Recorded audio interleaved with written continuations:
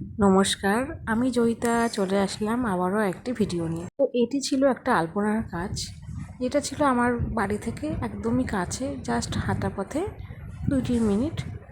তো একটা বাড়িতে যেখানে মহোৎসব ছিল হরিচাঁদ গৌচার ঠাকুরের, তো সেখানে সেই বাড়ির যে মন্দির, তো সেই মন্দিরের ভেতরে বারান্দায় এবং সিঁড়িতে পুরোটা আমাকে আলপনা করতে হতো। এবং মন্দিরের ভেতরে যেখানে ঠাকুর রাখা হবে, তো সেই বেদির পেছন দিকে একটা গাছ আঁকতে হতো।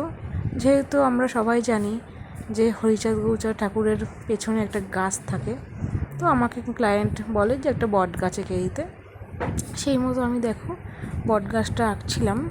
আর সময় খুব অল্প থাকার জন্য আমি আমার স্টুডেন্টদের নিয়ে যাই, কারণ মাঝখানে মাত্র একটা দিন সময় এবং আমাকে এই সময়ের মধ্যে পুরো কাজটা কমপ্লিট করতে হবে। তো চলো, কথা বলতে বলতে গাছটা কিন্তু অনেকটাই হয়ে গেছে। আমার এই বট গাছটার পাতা এবং বডির যে বেস কালারটা, ওটা আমার ভাই করে দিয়েছিল।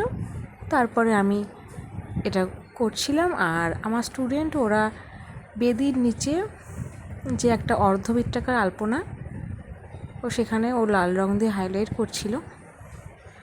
আর তোমরা যারা নিজের বাড়িতে বা মন্দিরে বা বাড়ির দেওয়ালেও এরকম ওয়াল পেন্টিং বা আলপনা দিয়ে সাজাতে চাও, তারা আমার সাথে কন্ট্যাক্ট করতে পারো। আর যারা নিজেরা কলকা কাজ শিখে এরকম আলপনার কাজ করতে চাইছো বা নিজেরা স্বাবলম্বী হতে চাইছো, তারা আমার নেক্সট কলকা ব্যাচে জয়েন করতে পারো। কবে নেক্সট কলকা ব্যাচ শুরু হবে সেটা আমি আমার ফেসবুকে জানিয়ে দেবো, কারণ আমার এখন সেকেন্ড কলকা ব্যাচটা চলছে। তো এই ব্যাচ শেষ হওয়ার পর থার্ড কলকা ব্যাচ শুরু হবে। দেখো, কথা বলতে বলতে অনেকটাই কিন্তু হয়ে গেছে। আর এখানে যে কলকাটা করা হচ্ছে, মানে আলপনা, অর্ধবৃত্তাকার আলপনা, এটা মন্দিরের ভেতরে ভেতরে যেখানে বেদি আছে, মানে যেখানে বেদির উপর ঠাকুর বসানো হবে, তো বেদির নিচটা আমাকে বলা হয়েছিল নিচটাকেও একটা আলপনা করে দিতে। তো আমি আমার মতো কিছু ডিজাইন করেছি। আর বেদির পেছনে মানে ব্যাকগ্রাউন্ডে যে গাছটা, এই যে এই গাছটা, তো আমি গাছটা করেছি কতটা জানি না, কেমন কি করতে পেরেছি। তো এটা আমার একদম ফার্স্ট ওয়াল পেন্টিং, এর আগে আমি কোনোদিনই ওয়াল পেন্টিং করিনি। তো তোমরা জানিও কেমন লেগেছে তোমাদের কাজগুলো। আর যারা ওয়াল পেন্টিং করতে চাইছো তারাও আমার সাথে যোগাযোগ করতে পারো। আর এটা ছিল বেদি, বেদির উপরে দুপাশে দুটো ময়ূর। আর এই ময়ূর ডিজাইনটা পুরোটাই আমার স্টুডেন্টরাই করেছে, এখানে আমি কিছুই করিনি, পুরোটাই ওরা করেছে। তো চলো দেখে নিই এরপরে ফাইনাল আউটপুট কেমন হয়েছে।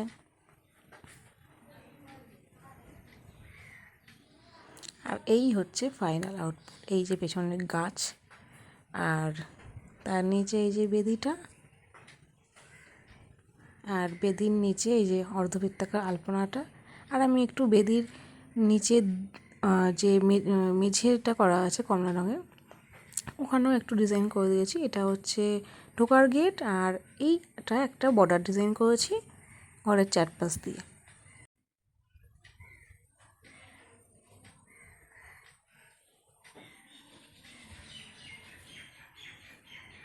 আর এটা হচ্ছে বারান্দাটা, আর বারান্দার মাঝখানে একটা বড় গোলের মধ্যে আলপনা করেছি।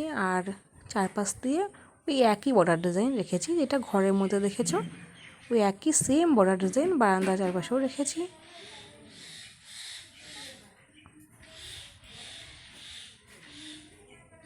এই যে বড় আলপনাটা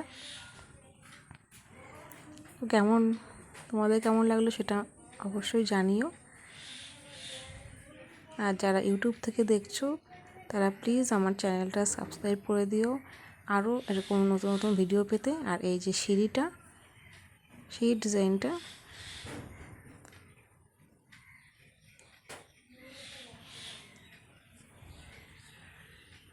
আস্তে আস্তে, আর সিঁড়ির নিচেও এখানে একটা ছোট্ট মতো ডিজাইন করেছি, এবং এটাও আমার স্টুডেন্টরা করেছে। চলো টাটা, বাই বাই।